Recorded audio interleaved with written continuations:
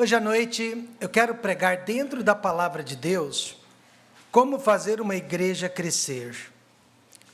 Você sabe que há muitos cursos, seminários e muitos temas de crescimento explosivo. Pastores estão buscando meios para fazer o rebanho crescer. Quem não deseja, ver uma igreja crescer? Mas sempre que a Bíblia fala sobre crescimento eclesiástico, ela se refere ao crescimento espiritual, E esse, por sua vez, produz o crescimento numérico. Eu creio que a nossa maior atenção deve ser para com o nosso crescimento espiritual. E quanto mais amadurecido e mais próximo de Jesus Cristo, uma igreja estiver mais atrativa e de portas abertas, ela estará para novos irmãos, novas irmãs em Cristo. Mas a Bíblia ensina, sim, como fazer uma igreja crescer. Mesmo porque, quando nós mudarmos deste templo para o novo templo, a igreja vai ficar muito pequena. Agora até parece, que nós estamos cheios. Mas uma vez no novo prédio, eu vou pedir que todos vocês se assentem ali nos 3 primeiros bancos, das 2 fileiras. E nós não vamos usar os últimos bancos, caso contrário, você não vai me ver e eu não vou te ver. Mas falando sério, nós vamos ser uma igreja muito pequena no novo prédio. E haverá lugar, haverá espaço para muitas e muitas outras pessoas. Mas não é com isso que eu estou preocupado.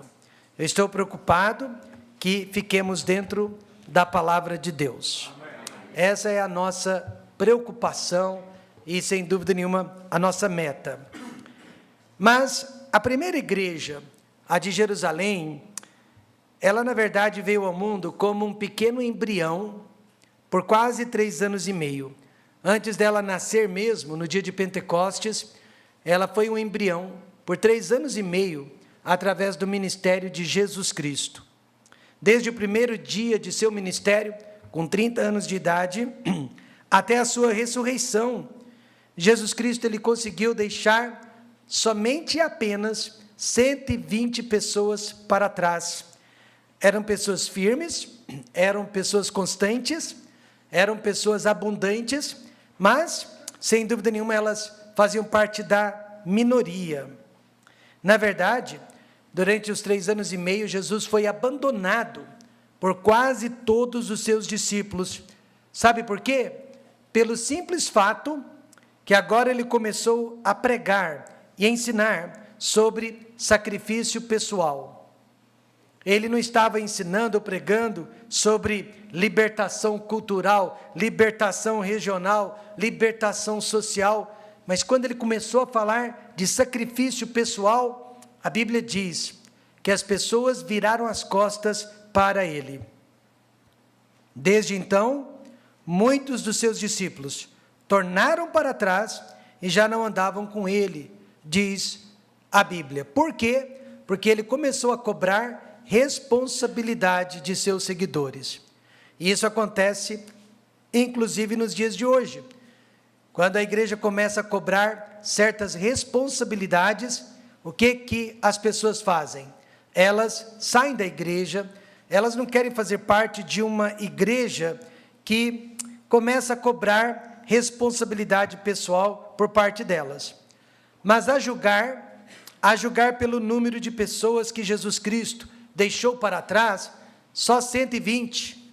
Ele que era o Messias, e é o Messias de Israel, 3 anos e meio, só 120 pessoas. Ele que realizava os maiores milagres de todos os tempos. A julgar pelo número de pessoas, ele foi um verdadeiro fracasso. Mas o que poucas pessoas reconhecem é que Jesus Cristo estava apenas construindo a fundação da igreja. Durante aqueles 3 anos e meio, ele estava apenas construindo a fundação da igreja e não a estrutura. Sabe quem construiu a estrutura da igreja? Foram os apóstolos, através do Novo Testamento e através de suas epístolas, enviadas para as igrejas. Os apóstolos ficaram responsáveis de construir a estrutura da igreja sobre o fundamento que Jesus Cristo havia deixado. Desde então, desde Jesus e os apóstolos, sempre existiram homens e mulheres chamados de cristãos, tentando mexer, tentando abalar, tentando mudar a fundação e principalmente a estrutura da igreja. Como que, se Jesus e os apóstolos não tivessem feito um trabalho bem feito?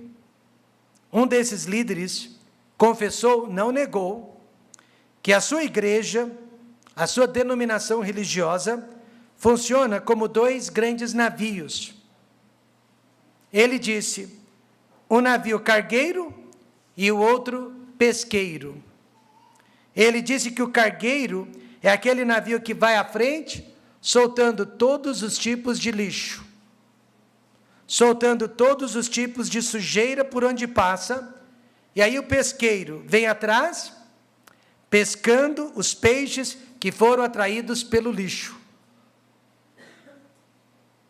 Em outras palavras, ele disse que a igreja precisa ser um pouco mundana, ela precisa ser secular, ela precisa ser liberal, e ela precisa ser carnal, para que ela possa ganhar o mundo para Cristo. Ele se sente no direito de mudar e de mexer na estrutura da igreja, que os apóstolos, inspirados pelo Espírito Santo, tão sabiamente nos deixaram.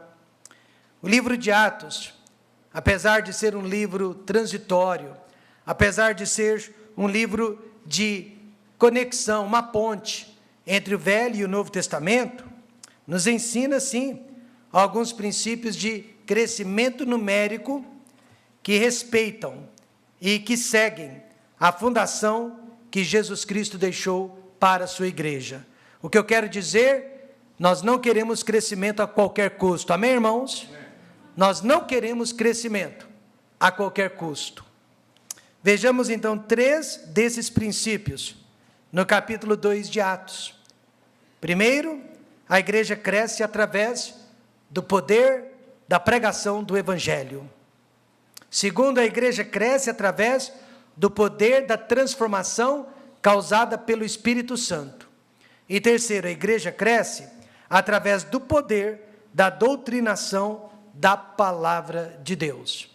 Em primeiro lugar, a igreja cresce através do poder da pregação do Evangelho. No versículo 37, nós lemos, e ouvindo eles, a multidão, isto, compungiram-se em seu coração e perguntaram a Pedro e aos demais apóstolos, que faremos, homens irmãos? Eles ouviram isto se refere ao Evangelho, ao puro Evangelho do Senhor Jesus Cristo, à pura pregação da verdade. Dos versículos 14 até os versículos 38, aquela multidão ouviu uma explanação completa do Evangelho de Jesus Cristo. Em nenhum momento, Pedro falou sobre cura divina, em nenhum momento, Pedro falou sobre prosperidade financeira, em nenhum momento, Pedro falou sobre libertação de maldição hereditária, porque nada disso faz parte do Evangelho. Amém, irmãos? Amém. Pedro falou sobre a culpa que nosso pecado acarreta sobre as nossas vidas. Pedro falou sobre a morte e o sepultamento de Jesus Cristo, Filho unigênito de Deus, e finalmente ele falou sobre a ressurreição vitoriosa do Senhor Jesus Cristo. E quando ele falou sobre essas coisas, a Bíblia diz que aquela multidão sentiu dor dentro do coração, uma picada no fígado, e elas perguntaram para os apóstolos, que faremos, irmãos? Quando ele concluiu o discurso, quase 3 mil almas, 3 mil pessoas se converteram a Jesus Cristo naquele dia. Nós ainda, irmãos, não conseguimos inventar nada melhor que a pregação do Evangelho. Eu repito, a igreja ainda não conseguiu inventar nada melhor que a pregação do puro Evangelho. Quando perguntaram ao reverendo Billy Graham a razão que milhares e milhares de pessoas aceitavam a Cristo durante as suas cruzadas evangelísticas, ele respondeu: porque eu prego apenas e simplesmente o Evangelho de Jesus Cristo e nada mais. E é a pregação do Evangelho que salva. Foi exatamente isso que Pedro fez naquele dia de Pentecostes, quando a igreja finalmente nasceu. Ele pregou o Evangelho, simples e objetivo. E agora veja comigo o que o Evangelho contém. Eu já disse o que não contém. O Evangelho não contém libertação de maldição hereditária. O Evangelho não contém prosperidade financeira. O Evangelho não contém cura divina. Mas veja o que contém: o Evangelho da aflição de Cristo, o Evangelho da ressurreição de Cristo e o Evangelho da salvação de Cristo. A nossa igreja vai crescer através deste Evangelho. Primeiro, o Evangelho da aflição. Hoje em dia, algumas igrejas apresentam Jesus Cristo como curandeiro, milagreiro, protetor, mas no Evangelho do Novo Testamento, ele é um Deus sofredor, expiador e principalmente mediador entre Deus e os homens. Pedro mesmo disse: a este que vos foi entregue pelo determinado conselho e presciência de Deus. Em outras palavras, olha, Deus Pai já sabia de tudo isso. Deus Pai, na eternidade, já havia permitido tudo isso. Era plano de Deus. Prendestes, crucificastes e matastes pelas mãos de injustos. Por isso que nesta noite, os homens precisam saber, Jesus deseja ser conhecido não como curandeiro, não como milagreiro, não como protetor ou anjo da guarda. Ele quer ser conhecido como nosso substituto na cruz do Calvário. Ele quer ser conhecido como nosso representante na presença de Deus. E Pedro deixou isso tão claro, quando ele disse para a multidão: nós o prendemos, nós o crucificamos, nós o matamos. E apesar que já se passaram mais de 2000 anos, ainda podemos dizer: nós o prendemos, nós o crucificamos e nós o matamos, porque naquele dia ele tomou o lugar de cada um de nós na cruz do Calvário. E Pedro disse que ele fez tudo isso pelos injustos, que significa pecadores, culpados e condenados. Veja então, irmãos, que o Evangelho mexe na nossa principal ferida, que se chama pecado, que se chama culpa. Certo traficante, enquanto ele estava no meio de um tiroteio com os policiais, ele ficava beijando o seu crucifixo e dizendo: me proteja, Jesus, me proteja, Jesus. Este traficante jamais será salvo assim, porque ele vê Jesus como anjo protetor, como anjo da guarda, mas não o vê como salvador de seus pecados. O certo seria dizer: Jesus me perdoe, Jesus me perdoe, porque Jesus não está aqui para curar, para proteger, Ele está aqui para salvar e para perdoar. Nós temos que apresentar o Evangelho da aflição e mostrar para as pessoas que Jesus as substituiu. Jesus as substituiu na cruz do Calvário. Jesus tomou o lugar delas, num lugar chamado inferno. E além disso, o Evangelho também da ressurreição. Pedro enfatizou que Jesus morreu, mas ele não permaneceu morto. Ele enfatizou que Jesus Cristo visitou o túmulo, mas saiu de lá. Por quê? Porque o salário do pecado é a morte, mas Jesus Cristo não tinha pecado próprio, e por esta razão ele venceu a morte. Veja o verso 24. Ao qual Deus ressuscitou, soltas as ânsias da morte, pois não era possível que fosse retido por ela. Não era possível que Jesus permanecesse morto, porque Ele é Deus perfeito. Isso significa, irmãos, que um dia nós também vamos vencer a morte. Porque o mesmo Espírito que levantou Jesus dentre os mortos, a Bíblia garante, há de nos levantar um dia. Hoje, a morte nos separa das pessoas que nós mais amamos, mas não para sempre, porque um dia estaremos todos juntos. O Evangelho, então, da aflição de Cristo, o Evangelho da ressurreição de Cristo e o Evangelho da salvação de Cristo. Pedro disse, irmãos, com muita simplicidade, com muita propriedade, e acontecerá que todo aquele, qualquer pessoa que seja, que invocar o nome do Senhor será? Meus amados, se ao invés da expressão todo aquele, Pedro tivesse escrito, e acontecerá que o Rômulo, que invocar o nome do Senhor será salvo, eu teria dúvida, eu pensaria, podia ser qualquer Rômulo. Mas quando ele disse todo aquele, isso quer dizer, nesta noite, qualquer um de nós dentro deste prédio. Amém, irmãos? E qualquer ser humano na face da terra. Quem aceita a Bíblia, pelo que ela diz, literalmente, é como nós fazemos, não tem como fugir desta promessa. Quando alguém acredita no Evangelho e invoca o nome de Jesus, essa pessoa será salva. Só que algumas igrejas estão deixando de crescer, porque elas abandonaram a simplicidade do Evangelho, abandonaram o conteúdo do Evangelho, abandonaram o poder do Evangelho.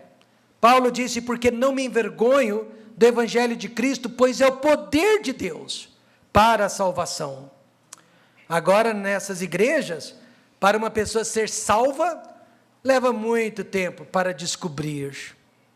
Para uma pessoa ser salva, ela precisa aprender primeiro a Bíblia, passar por vários tipos de discipulado, e só depois ela pode dizer se é salva ou não. Mas eu quero ler novamente. E acontecerá que todo aquele que invocar o nome do Senhor será salvo. Miguel Quiroga, piloto de um voo que levou 71 pessoas do time da Chapecoense à morte. E depois da investigação, ele foi considerado o maior culpado pela tragédia. Ele, por questões financeiras, estava quebrado, não abasteceu o avião. O avião era dele, mas ele não o abasteceu com a quantidade necessária de combustível. E decolou aquele avião, sem estar preparado, para qualquer eventualidade. Mesmo sabendo, que corria perigo, ele decolou o avião. Porém, alguns minutos antes da colisão, antes da queda fatal, Miguel teve uma oportunidade que poucas pessoas têm ou terão na última hora da vida. Ele invocou o nome de Jesus Cristo. A gravação na caixa preta captou a sua última palavra em vida. E a última palavra que saiu da boca daquele homem foi Jesus. Ele clamou por Jesus Cristo naquele último momento da sua vida. Jesus foi a última palavra. Ele invocou o nome de Jesus. E eu quero dizer com isso, que se ele invocou o nome de Jesus com fé, e se ele invocou o nome de Jesus arrependido de seus pecados, a Bíblia diz que ele foi salvo. Se ele invocou o nome de Jesus com fé, Jesus, Filho de Deus, se ele invocou o nome de Jesus arrependido de seus pecados, a Bíblia diz que ele foi salvo. Veja Romanos 10, 13. Porque todo aquele que invocar o nome do Senhor será salvo. Não diz talvez, mas garante que será salvo. Igrejas saudáveis, então, são formadas através da pregação do Evangelho. Como que você veio parar dentro da família de Deus? Porque eu fui alcançado pelo poder do Evangelho. Amém, irmãos? Eu fui alcançado pela pregação do Evangelho. E o Evangelho não pode ser pregado apenas atrás do púlpito da igreja, mas em casa, pelos irmãos da igreja, na rua, pelos irmãos da igreja, em qualquer lugar que Deus nos der a oportunidade. Portanto, este é o primeiro meio, através do qual nós iremos crescer, e já estamos crescendo, é através da pregação do Evangelho. Segundo meio, é através do poder da transformação operada pelo Espírito Santo. Pastor, eu vim para a igreja e a igreja transformou a minha vida. Essa é uma transformação perigosa, temporária e muito frágil. Mas se foi Jesus quem transformou a sua vida, essa é uma transformação verdadeira. O Espírito Santo é o único ser capaz de transformar a nossa maneira de ser, de agir e de pensar. O Espírito Santo é o único que pode adentrar a nossa índole e personalidade e nos transformar de dentro para fora. Veja o versículo 38, Pedro pregou sobre esse tipo de transformação. Ele disse: arrependei-vos, e cada um de vós seja batizado em nome de Jesus Cristo, para perdão dos pecados, e recebereis o dom do Espírito Santo. Arrependimento, dentre muitos significados, significa mudança de pensamentos, mudança de desejos, mudança de ideias. Por quê? Porque não existe nada pior, não existe nada que atrapalhe mais a obra de Deus do que pessoas que se dizem salvas, pessoas que se dizem crentes, membros de igrejas, mas que nunca mudaram os seus caminhos, nunca mudaram os seus pensamentos, nunca mudaram a sua filosofia de vida e continuam pensando como sempre pensaram. Não através do Espírito Santo, porque através do Espírito Santo a Bíblia diz que se alguém está em Cristo, nova criatura é, amém, irmãos? E as coisas velhas já passaram, eis que tudo se faz novo. Ele nos dá novos pensamentos, novas convicções, e Pedro convidou aquela multidão para uma nova vida em Cristo. E esta nova vida precisa passar por 3 estágios, e nesta ordem. Primeiro, salvação. Por isso ele disse: arrependei-vos. Não existe salvação sem arrependimento de pecados. Testemunho. Por isso ele disse: seja batizado. E frutos. Por isso ele disse: recebereis o dom do Espírito Santo. Nesta noite, você se arrepende, você é salvo, você aceita ser batizado, você está dando testemunho de Cristo, e você recebe o dom do Espírito Santo, você vai produzir os frutos do Espírito na sua vida. Primeiro estágio de todos: arrependei-vos. Arrependimento, irmãos, é uma tristeza profunda para com o pecado que praticamos, mas com a intenção de abandoná-lo, de largá-lo, de deixá-lo. É diferente de remorso. Remorso é quando nós choramos pelo leite derramado, que desperdício. Mas arrependimento é quando choramos porque derramamos o leite. Essa é a diferença de arrependimento e remorso. Arrependimento começa com a nossa salvação, mas não para aí. Continua até o último dia de nossas vidas. Todos os dias nós nos arrependemos. Pedro mesmo se arrependeu. Se arrependeu por ter negado Jesus 3 vezes. Até praguejou o nome de Cristo numa dessas vezes. E depois ele se arrependeu por ter se envergonhado do Evangelho de Jesus Cristo, pela graça, diante dos judeus. Mas ele não morreu em pecado, pois sempre manteve a sua vida limpa, através do verdadeiro arrependimento.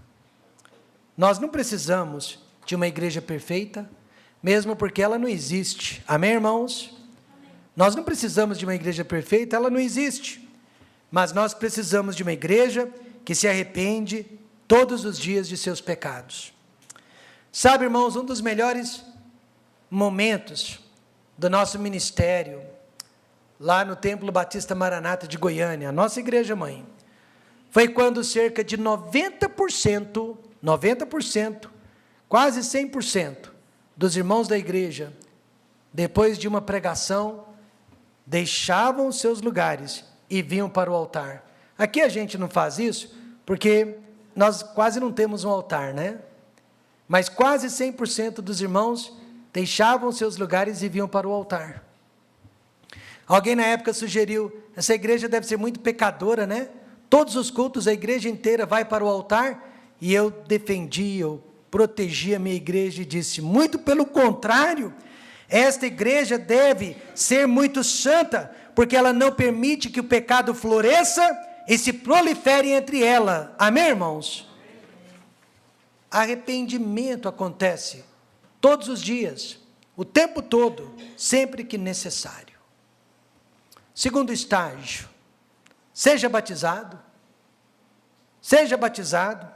Eu não estou falando apenas do batismo oficial, do batismo prático, que é aquele que nós realizamos através das águas, mas do simbolismo.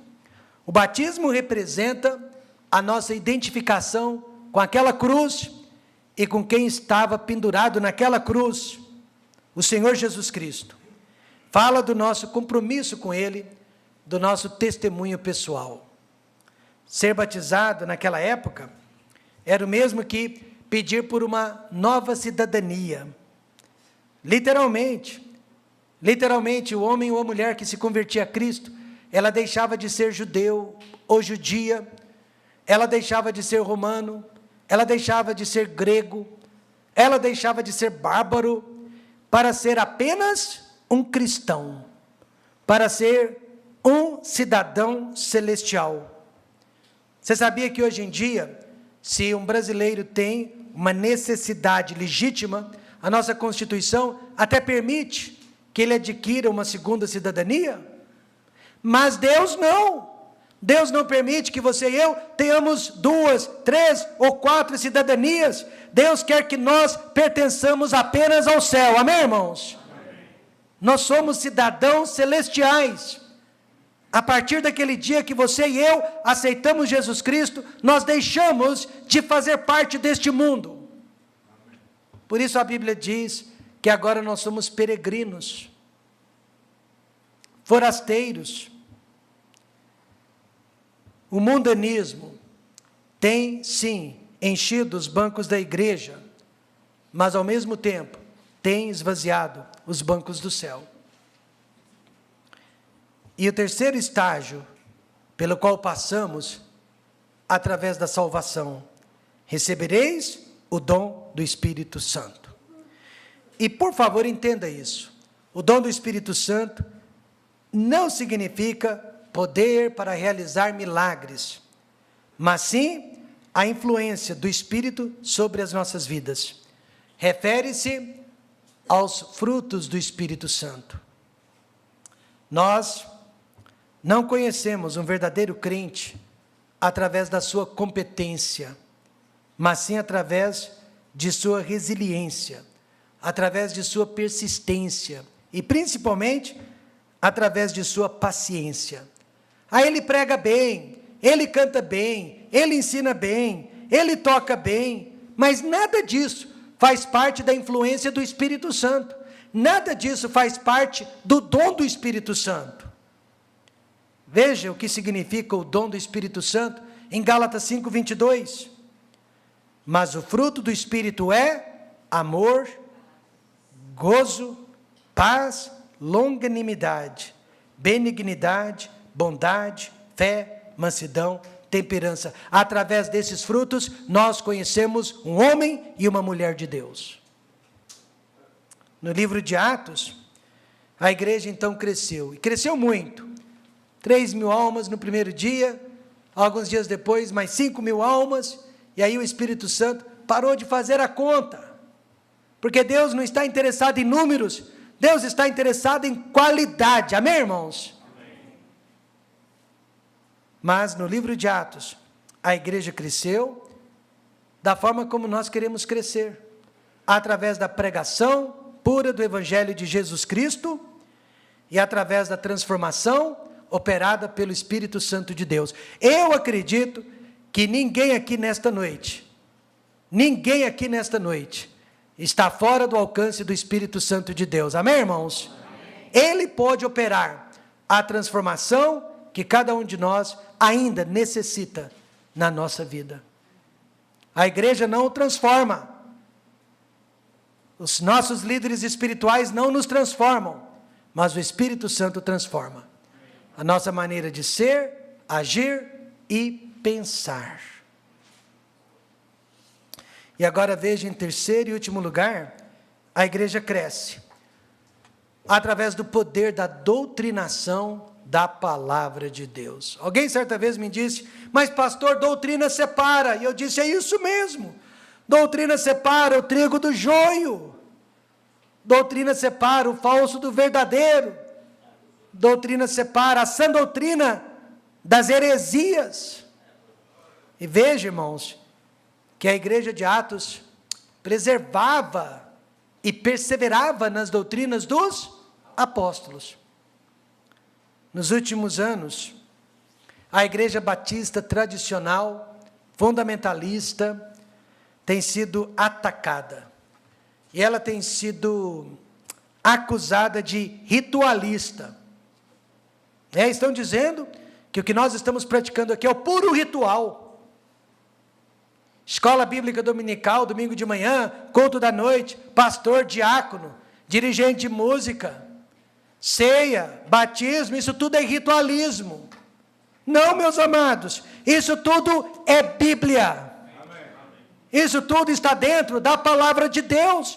Querem pegar uma borracha e apagar essas coisas das escrituras sagradas? É o que estão tentando fazer. Dizem que a igreja batista tradicional é ritualista porque ela não abandonou os dogmas antigos, como a grande maioria das igrejas evangélicas já fez. Mas como nós não seguimos nos mesmos passos, somos ritualistas. Porém, o que muitos chamam de dogmas, ritualismo, nós sabemos que são doutrinas que fazem parte da fundação que Jesus Cristo deixou para a igreja. Veja o verso 42. E perseveravam. No que, meus irmãos? Na doutrina. De quem, meus irmãos? Dos apóstolos. E na comunhão, e no partir do pão, e nas orações. Não fui eu, nem você, nem um pastor contemporâneo, que inventou o título de pastor, o ofício pastoral, o título de diácono, o ofício diaconal.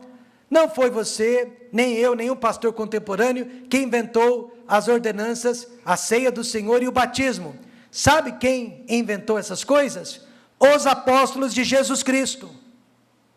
E agora a Bíblia me diz: perseverar na doutrina deles, e é isso que eu vou fazer. E perseverar significa apegar-se a algo, não largar de jeito nenhum.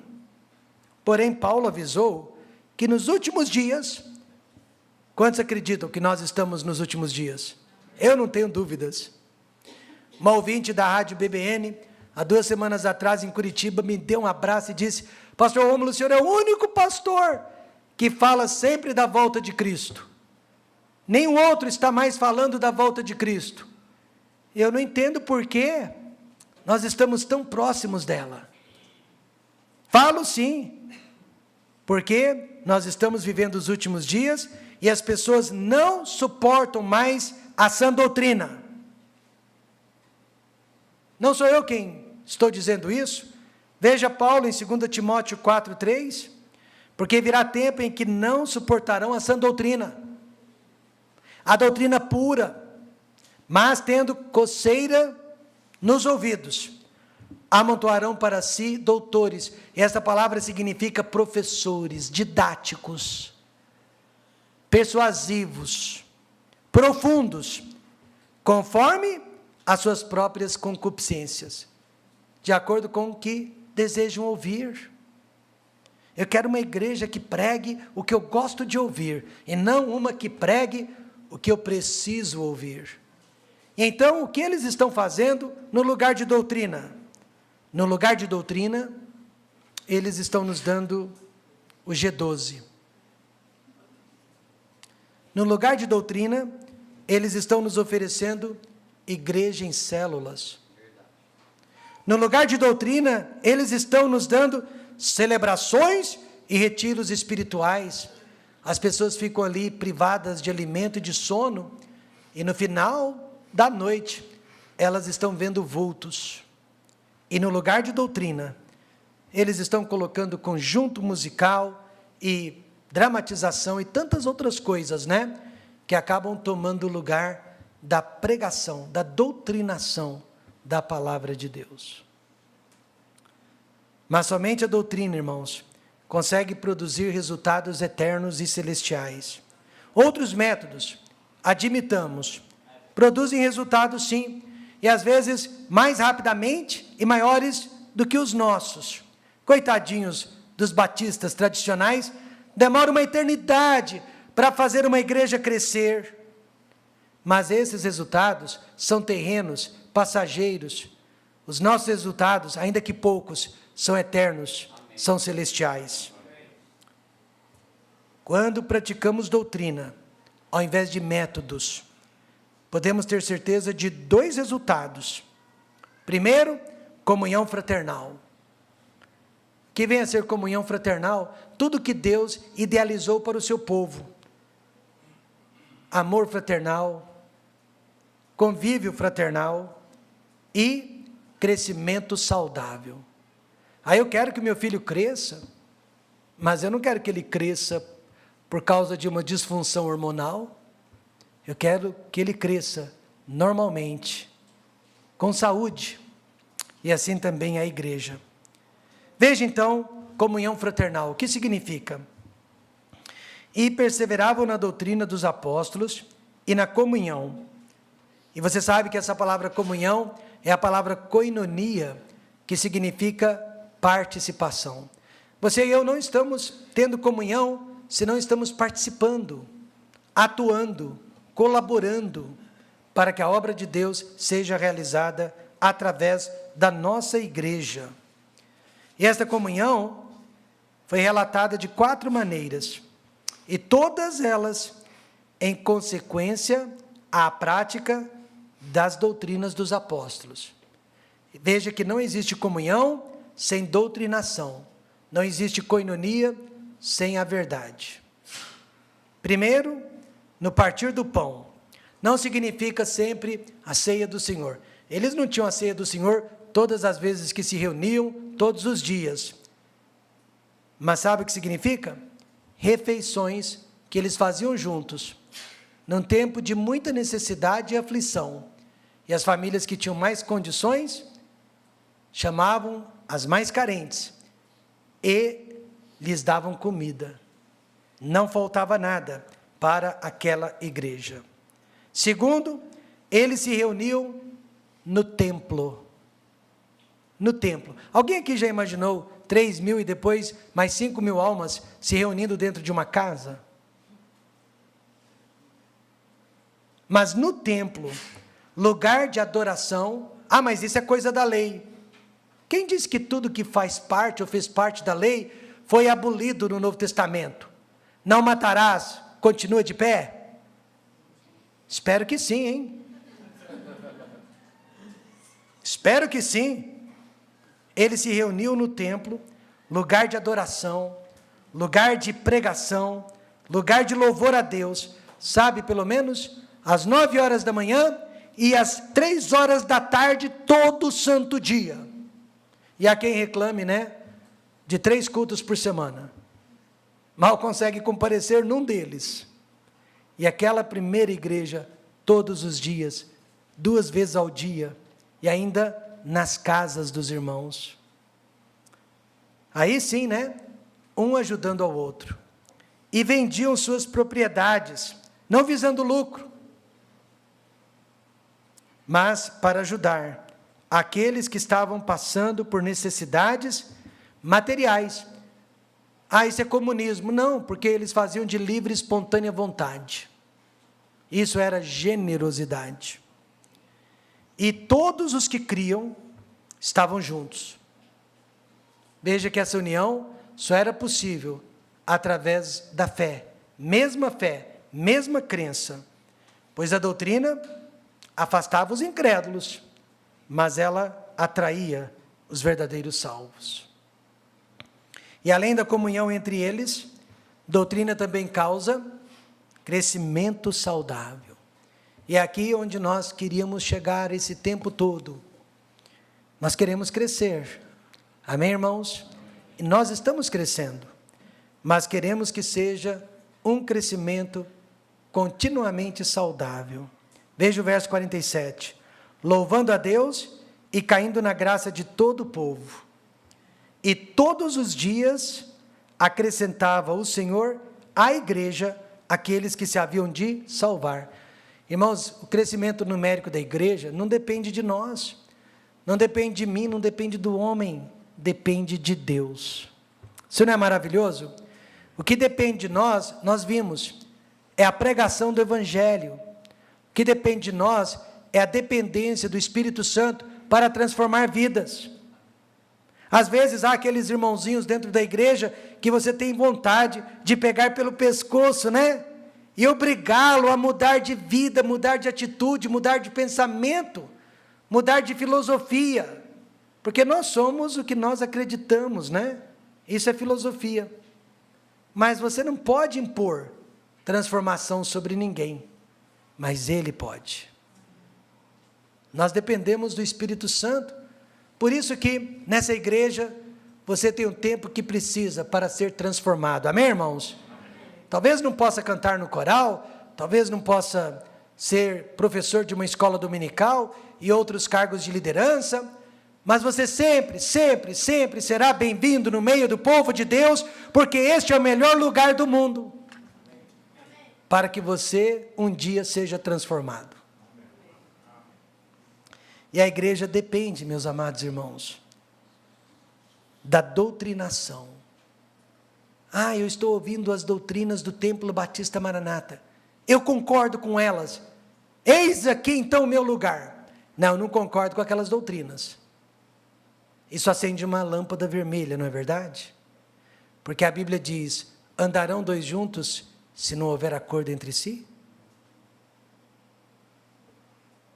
Doutrinação é muito importante, e nós temos que perseverar nas doutrinas dos apóstolos. Em outras palavras, pratique a doutrina dos apóstolos, não de homens, pratique a comunhão, coinonia sincera entre os irmãos, pratique o ministério de oração, porque eles oravam juntos, e aí Deus enviará as pessoas certas para fazerem parte deste corpo local. Qualquer pessoa que entra dentro de uma igreja, que esteja praticando doutrina correta, comunhão sincera entre os irmãos e sobre os seus joelhos, aquela pessoa vai pensar duas vezes antes de procurar outro lugar. Ela vai dizer, eu gostei desta igreja, é aqui onde eu vou ficar. Crescimento numérico nunca foi minha responsabilidade, mas sempre de Deus. A minha responsabilidade é perseverar na doutrina. A minha responsabilidade é praticar comunhão bíblica. E a minha responsabilidade é praticar o ministério de oração que os apóstolos nos deixaram. Terminando então, todos os princípios de crescimento numérico que nós encontramos no livro de Atos podem ser condensados, resumidos em 3 ensinamentos. A igreja cresce através do evangelho da salvação, a igreja cresce através da transformação operada pelo Espírito Santo. O ex-alcoólatra, quem foi que te transformou? Foi o Templo Batista Maranata. Menos dias, ele voltará para o copo de pinga. Ex-alcoólatra, quem foi que te transformou? O Espírito Santo de Deus, ele venceu o pecado.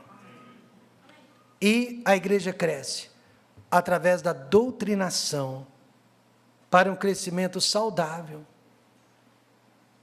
Nenhum método tem o direito de nos mover, de nos tirar fora do caminho que foi traçado por Jesus Cristo e pelos apóstolos. Eu disse e repito, nós nunca vamos inventar nada melhor do que os apóstolos, inspirados pelo Espírito Santo, nos deixaram. Métodos são amorais. Muitos deles são, desde que não interfiram na doutrina dos apóstolos. A partir do momento que o método interfere em uma doutrina sequer da Bíblia, do Novo Testamento, se torna imoral. Imoral. E quais são os métodos imorais? Terminando, eu digo quais são. É aqueles que estão mexendo com a estrutura da igreja. Pastor, qual é a estrutura da igreja? O cabeça é Jesus Cristo, amém, irmãos? E ele ordenou pastores, podem ser chamados de bispos e até anciãos, e presbíteros, que é sinônimo de ancião. Depois os diáconos, instituídos, e os santos, que somos nós. A fundação é Jesus Cristo. Estão mexendo com as doutrinas neotestamentárias. Estão tentando nos fazer engolir e aceitar práticas que a Bíblia nunca nos orientou. Pastorado de mulheres, por exemplo, não existe no Novo Testamento. Por mais especiais e importantes que elas sejam na igreja, não foram chamadas para o pastorado. Estão abrindo as portas da igreja para o mundanismo. Tudo é relativo. Tudo pode. Nada deve ser proibido. E por último, estão abrindo as portas da igreja para o ecumenismo, uma celeuma doutrinária. Esses métodos que mexem com essas áreas não são bíblicos, não são bem-vindos, não são aceitáveis. Nós queremos crescer, mas mais do que isso, nós queremos obedecer a Deus.